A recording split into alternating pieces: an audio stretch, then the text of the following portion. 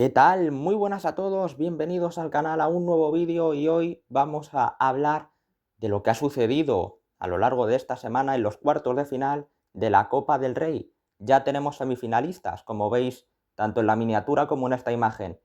El Atlético de Madrid, el Real Madrid, la Real Sociedad y el Fútbol Club Barcelona han sido los equipos que se han clasificado para esta penúltima ronda del torneo del CAO. Vamos a hablar largo y tendido de lo que pasó en los partidos de cuartos de esta semana, pero antes que nada, ya lo sabéis, si os gusta el contenido, dadle like y suscribiros si no lo estáis para no perderos nada del canal y ayudar a que siga creciendo. Comenzamos.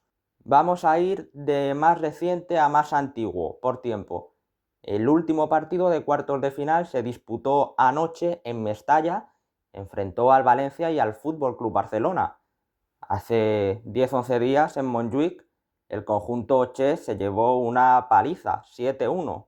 Les metió el conjunto de Hansi Flick y bueno, venían un poco con ganas de darle la vuelta a la situación y al menos lograr competir ante un Barça que les vapuleó hace relativamente poco, como hemos comentado. El Barça, en cambio, pues buscaba otra goleada, otro partido plácido para meterse en semifinales por la vía rápida y así lograr dar descanso a sus jugadores más importantes de cara al partido de Liga del domingo que van a disputar frente al Sevilla. Los de Flick no hicieron demasiadas rotaciones, la más significativa probablemente fue poner en el 11 titular a Ferran Torres en sustitución de un Robert Lewandowski que no jugó ni un minuto en todo el encuentro, y quizá también meter a Fermín y a De Jong por Casado y Dani Olmo, pero la más significativa fue la suplencia de Robert Lewandowski. También hizo rotaciones el Valencia, pero no le sirvieron de mucho. En media hora el Barça anotó 4 goles. 3 de ellos fueron de Ferran Torres, precisamente exjugador del conjunto Che, que anotó el primero tras un buen pase de Balde.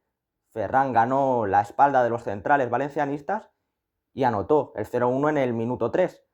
También haría el 0-2 Ferran Torres en un gol que realmente se dio con bastante suspense. En un primer momento parecía que podía haber fuera de juego. De hecho, no subió al marcador en primera instancia, pero con ayuda del VAR acabó sumándose al electrónico ese segundo tanto.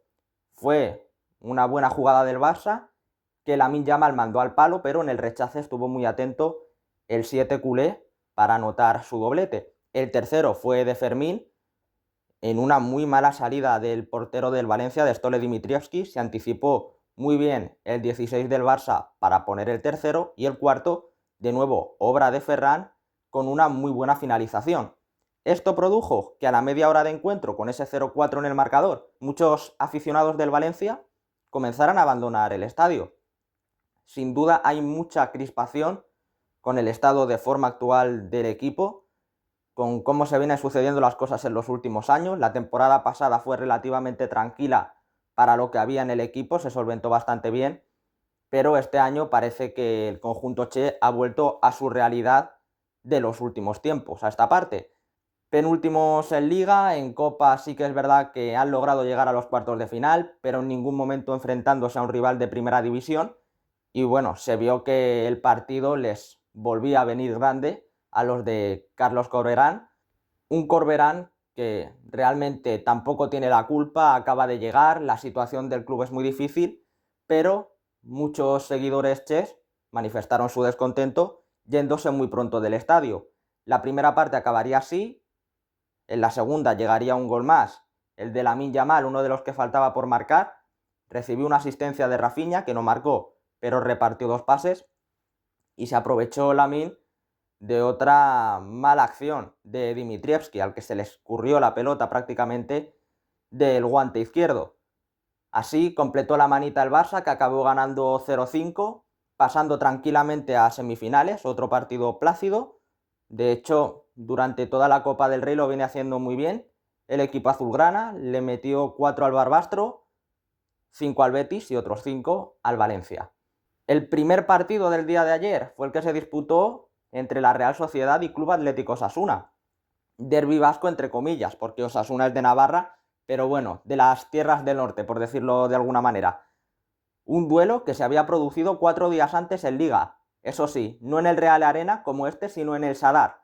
Ganó Osasuna ese encuentro por 2-1. La Real Sociedad venía con ganas de redimirse de ese mal resultado delante de su afición y lograr clasificar a semifinales en una temporada que no está siendo especialmente fácil para el equipo Churiurdin, para los dirigidos por Imanol Alguacil. Los de Vicente Moreno buscaban repetir victoria ante la Real y clasificar a semifinales de Copa del Rey después de la gesta lograda en octavos de final venciendo en San Mamés al vigente campeón, al Athletic Club. Pero las cosas desde luego no fueron nada bien para Osasuna, que en la primera parte, en torno al minuto 20, vio como la Real se adelantaba en el marcador, una gran jugada entre Mikel Oyarzábal y Ander Barrenechea, que culminaría este último para poner el primero de los goles en el marcador. Una celebración que fue muy efusiva. En esta diapositiva lo podéis ver, como toda la Real Sociedad hizo una piña para celebrar el gol inicial, y el autor del segundo, como también podéis ver aquí, fue Brais Méndez. Una horrible salida de balón de Osasuna en torno a la media hora de partido provocó ese segundo tanto del equipo blanquiazul. La verdad es que no se entiende muy bien cómo hizo esa salida de pelota tan mala el equipo de Vicente Moreno. Y de nuevo, Mikel Oyarzábal fue el que dio el pase de gol, en este caso a Brais, para que anotara a placer. Osasuna se quejó de una falta previa en el inicio de esa recuperación y ataque de la Real, pero no se apreció una infracción de tal magnitud como para anular el gol. Pero lo peor todavía estaba por llegar. Si con 2-0 la cosa ya estaba complicada para Osasuna, poco después de ese tanto llegaría la expulsión de Alejandro Catena, una entrada muy peligrosa, con los tacos por la espalda, creo que fue de Brais, que le supuso la roja directa. En un principio iba a ser solo amarilla, pero el VAR llamó al colegiado, que rectificó su decisión y que acabó expulsando al defensor del conjunto rojillo.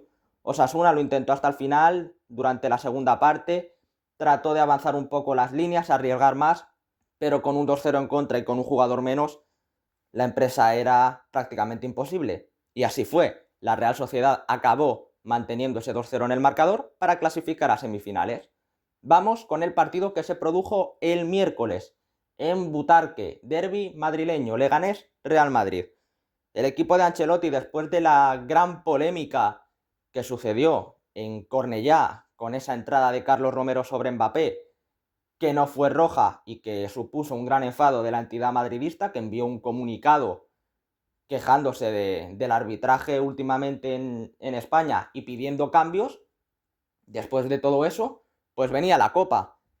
El Madrid, que con esa derrota ante el Español, pues ha hecho que las cosas se aprieten mucho en Liga. De hecho, se va a jugar el liderato mañana mismo ante el Atlético de Madrid. Pues desde luego el equipo de Carlo Ancelotti tenía ganas de dar un golpe sobre la mesa, de solucionar de manera fácil, de manera sencilla, ese encuentro y no sufrir más de la cuenta ante un Leganés al que esta temporada los grandes se le están dando bien. Ganó al Barça en Montjuic, venció al Atlético de Madrid, sacó puntos en San Mamés y bueno, realmente el Real Madrid era el único equipo al que le quedaba por ganar de esa parte alta.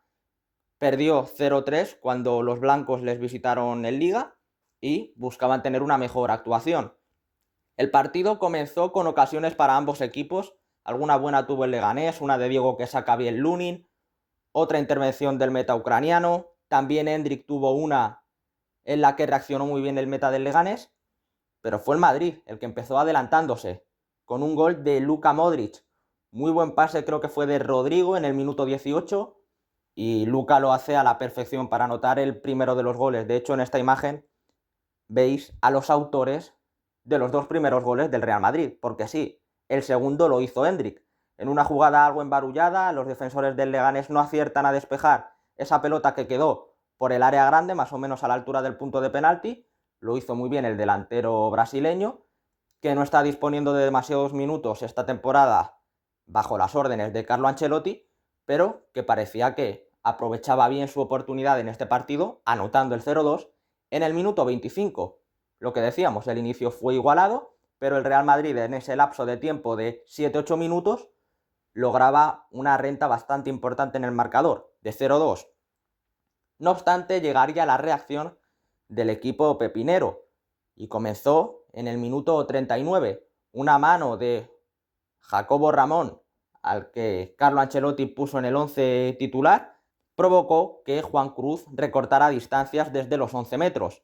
La verdad es que la mano de Jacobo Ramón fue bastante clara, la tenía extendida, no había ninguna duda, era penalti clarísimo.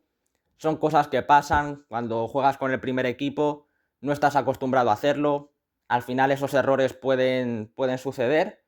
El chaval pues estaría nervioso y demás, no hizo un mal partido en general, pero sí que es verdad que ese error es bastante grosero y produjo que el Leganés recortara distancias por mediación de Juan Cruz. Un Juan Cruz que desde luego fue el máximo protagonista de la reacción del equipo local, ya que también haría el 2-2, con el que el Leganés empataba el partido y soñaba con poder dar la campanada remontando a todo un Real Madrid. El 2-2, la verdad es que es un gol con un tanto de fortuna. El disparo de Cruz toca en Mendy y se envenena hasta el punto que Lunin no puede hacer absolutamente nada. El bueno del portero ucraniano. Mala suerte aquí para el Real Madrid, el Leganés empataba el partido. La verdad es que ambos equipos tuvieron ocasiones para ponerse por delante en ese tramo. Quedaba una media hora. Esa parte del partido, la verdad es que no tuvo un claro dominio de nadie, pero uno de los jugadores que entró desde el banquillo, un jugador nada habitual de ver con el primer equipo de Ancelotti, Gonzalo García, fue quien desatascó el encuentro en el tiempo de añadido, en el minuto 93, cuando parecía que ese cruce de cuartos de final se encaminaba a la prórroga. Un centro del Real Madrid conectó con la testa del canterano de Gonzalo García, que acabó poniendo el 2-3 en el marcador, el gol que le daba el pase a semifinales al Real Madrid. A veces hay que confiar más en la cantera. Ancelotti apostó por Gonzalo para los últimos minutos y dio sus frutos ese cambio. Aprovechó su altura para conectar un buen cabezazo y darle el pase al equipo blanco. Acabamos con el Atlético de Madrid-Getafe, el primero de los partidos de cuartos de final de la Copa del Rey. Otro derbi más, otro derbi madrileño más. El Getafe, que venía de jugar en Montjuic y que hizo alguna rotación en su once inicial de cara a afrontar este partido ante el equipo colchonero. Los de Simeone realmente mantuvieron bastante el bloque habitual. El cambio más significativo es el de siempre en Copa. Jan Oblak no juega, en su lugar lo hace Juan Musso. No era nada que nos sorprendiera, aparte de eso, poca cosa más. Un once bastante titular en un partido que incluso se podía considerar, aunque era importante porque era de Copa, un ensayo general para el derbi. La clave del partido, el mejor jugador, fue el hijo del Cholo, Giuliano Simeone. Hizo un partidazo y suyos fueron los dos primeros goles del Atlético de Madrid. El primero en el minuto 8 de encuentro, tras un gran centro de Javi Galán.